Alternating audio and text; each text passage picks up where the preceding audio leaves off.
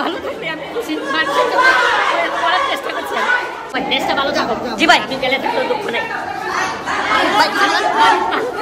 প্রত্যেক অপরাধী সে অনুশোচনা করে, অনুতপ্ত হয় এবং সে দুর্বল হয়ে যায়। আল্লাহ সুবহানাহু ওয়া তাআলা যেদিন কিয়ামতের ময়দানে বলবেন, ওয়ামতাজুল ইয়াউমা আইয়ুহাল মুজরিমুন, অপরাধীরা তোমরা আলাদা হয়ে যাও, সেই সময়কার অবস্থা ভয়ানক হবে, যেটা আমরা কোরআন এবং হাদিস থেকে জেনেছি। প্রিয় বন্ধুগণ, ঠিক তদ্রূপ একটা ঘটনা আমরা দেখতে পাচ্ছি। এই ফেসিবাদী স্বৈরাচারীর দোসর যারা ছিল, আমলাতন্ত্র যারা ছিল, এমপি মন্ত্রী যারা ছিল, এরা এতটাই দুর্নীতি করেছিল যেটা ভাষায় প্রকাশ করার মতো না। ঠিক আমরা একটি ভিডিও ফুটেজ দেখে অবাক হয়ে গেলাম। ব্যারিস্টার সুমন, এই ব্যারিস্টার সুমন আদালত চত্বরে তাকে যখন নিয়ে যাচ্ছে পুলিশ, তখন সে কান্নায় ভেঙে পড়ল। এতটা কান্না ভেঙে পড়ল যা মনে হচ্ছে যে ওর যেটা ধারণা যে অপরাধগুলো করেছে, এই অপরাধের ছাড় পাওয়া বা এখান থেকে জামিন পাওয়া, মুক্তি পাওয়া সহজলভ্য নয়। সে এতটাই কান্না করতেছে, অবাক করার দৃশ্য। ব্যারিস্টার সুমনের কান্না দেখে আমি তো অবাক হয়ে গেছি। ভিডিও ফুটেজে দেখলাম যে সে ব্যাপক আকারে কান্নাকাটি করতেছে এবং তার যারা সমর্থিত ব্যক্তি দেখলাম, তার এলাকার 2-4 জন আসছে, তাদের সাথে মত বিনিময় কথা করতেছে এবং তারা তাকে সান্ত্বনা দিচ্ছে যে লিডার, আপনি চিন্তা করবেন না, আমরা আপনাকে মুক্তি করে নেব, আমরা খুব দ্রুত আপনাকে মুক্ত করে নেব, আপনাকে এখান থেকে নিয়ে যাব খুব তাড়াতাড়ি, আপনি চিন্তা করবেন না, আপনি টেনশন করবেন না। প্রিয় বন্ধুগণ, আমরা এই ব্যারিস্টার সুমনের একটি কথাই কিন্তু, তার একটি কথা নিয়ে যদি আমরা একটু চিন্তা ফিকির করি যে এই দুনিয়ায় কোনো ব্যক্তি যদি অপরাধ করে তাকে ছাড় দেওয়ার কোনো সুযোগ নেই, ছেড়ে দেওয়ার কোনো সুযোগ নেই, কোনো অপশন নেই, কোনো সুযোগ পাবে না সে। ব্যারিস্টার সুমন সেই যে অপরাধ করেছে, সে অপরাধ করার কারণে সে কান্নায় ভেঙে পড়েছে। এই দুনিয়ার অপরাধ তাকে যদি ছেড়ে না দেয়, দুনিয়ার আদালত তাকে যদি ছেড়ে না দেয়, দুনিয়ার বিচার কোর্ট সালিশ যদি তাকে ছেড়ে না দেয়, তাহলে একটাবার চিন্তা ফিকির করেন তো, সবচেয়ে বড় হাকিম, হাকিমের হাকিম যিনি রব আল্লাহ, তিনি যখন বিচার করবেন সেই জায়গার অবস্থা কেমন হবে? আল্লাহ পাক সুবহানাহু ওয়া তাআলা বলেন, ইয়াউমা তাজিদু কুল্লু নাফসিন মা আমিলাত মিন খায়রিন মুহদারা ওয়া আমিলাত মিন সুইন। সেই দিন তাদের সামনে উপস্থাপন করা হবে ভালো এবং মন্দ, তা যারা দুনিয়ায় করেছে, যা করেছে দুনিয়ায় সব উপস্থাপন করা হবে। সুম্মা তুওয়াফা কুল্লু নাফসিন মা কাসাবাত ওয়া হুম লা ইযলামুন।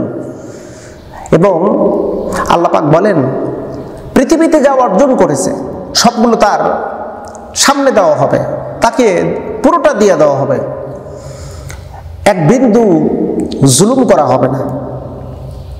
সেটা ভালো করুক চাই মন্দ করুক, ভালো অথবা মন্দ তাকে পাই টু পাই দিয়ে দিবেন।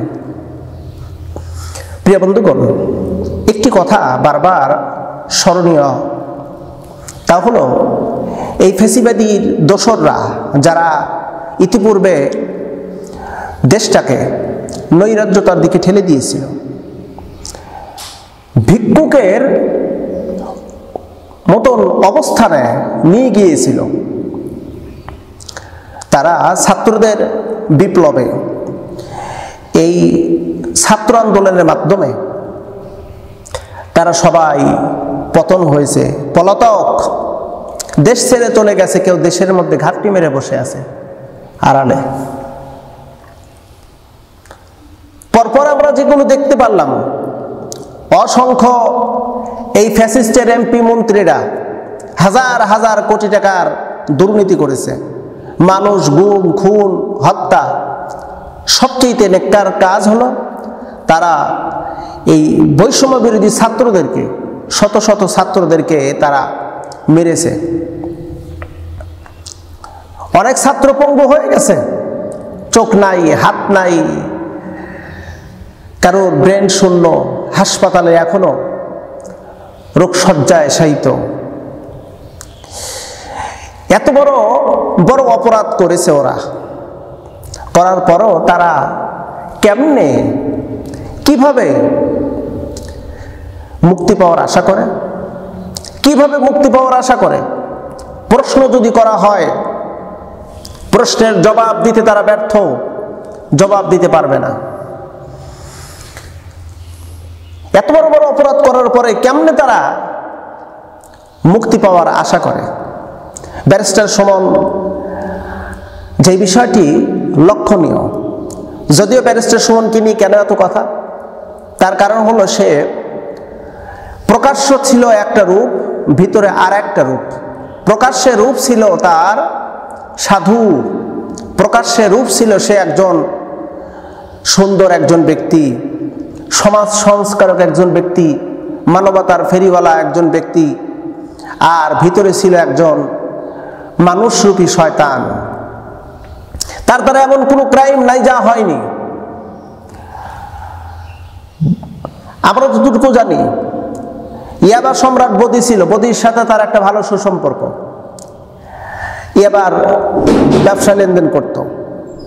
এরপর আমরা যতটুকু লক্ষ্য করে দেখেছি, সে পর্যায়ক্রমে যতগুলো অপরাধ করেছে সবগুলো অপরাধ রিমান্ডে যাওয়ার পরে সব প্রকাশ করে দিয়েছে। প্রিয় বন্ধু, আমরা একটা কথা বলি, অপরাধ ছোট হোক আর বড় হোক, দুনিয়ার আদালতে যেমন ছাড় পাওয়া যায় না, ঠিক তদ্রূপভাবে আখিরাতের একটি আদালত আছে। এই আদালতে আল্লাহ সুবহানাহু ওয়া তাআলা ছাড়বেন না, আখিরাতের আদালতেও তাকে ধরবেন। আল্লাহ পাক হুঁশিয়ারি করে দিয়ে বলেছেন, আলাইসাল্লাহু বিআহকামিল হাকিমিন। আল্লাহ পাক বলেছেন, আমি কি তোমাদের বিচারকের বিচারক নই? অর্থাৎ আমরা যারা বিচারক, আমরা যারা পৃথিবীতে বিচার করি, আল্লাহ পাক আমাদেরকে সতর্ক করে দিয়ে বলেছেন, তোমরা সাবধান হও, খুব তাড়াতাড়ি তোমাদের রব কিন্তু বিচার করবেন, খুব তাড়াতাড়ি তোমাদের বিচার করবেন। আল্লাহ পাক যদি বিচার করেন, সেই দিনকার অবস্থা কেমন হয়ে যাবে?